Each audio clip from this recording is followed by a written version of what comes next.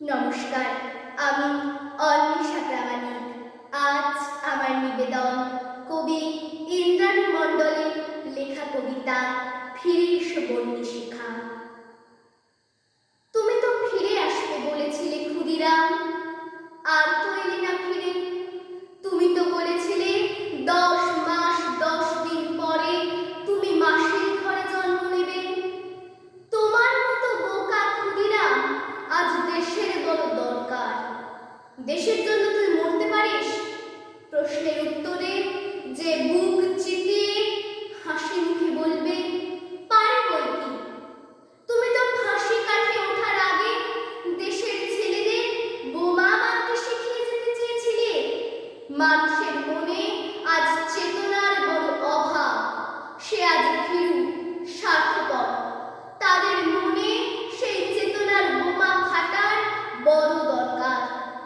ফাঁসির দড়িতে গলা দিয়ে যে সাহস হাসি মুখে বলতে পারে, ফাঁসির দড়িতে মোম লাগানো হয় কেন?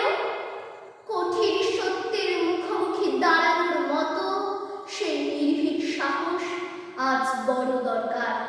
আজ সেই ভীরু কাপুরুষ স্বার্থপর মানুষের মনে সেই ভয় শূন্যতার বোমা ফেটে জ্বলে উঠুক নির্ভীকতার আগুন, জ্বলে উঠুক সত্যের আগুন।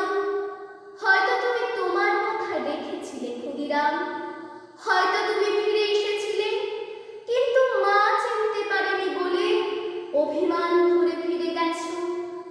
মায়ের পরে তোমার বড় অভিমান, তাই তুমি মাসির ঘরে ফিরতে চেয়েছিলে হয়তো। ফিরে যদি এসে থাকো তাহলেও আরো একবার ফিরে এসো।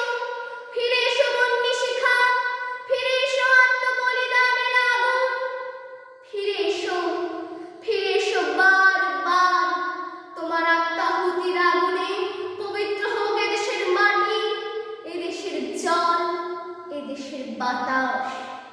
কথা দিচ্ছি এবার আর চিনতে ভুল হবে না তোমায়। ফিরে এসো, ফিরে এসো ক্ষুদিরাম। আমাদের দেশে তোমার মতো বোকা ক্ষুদিরামের বড় প্রয়োজন। ফিরে এসো, ফিরে এসো ক্ষুদিরাম। নমস্কার।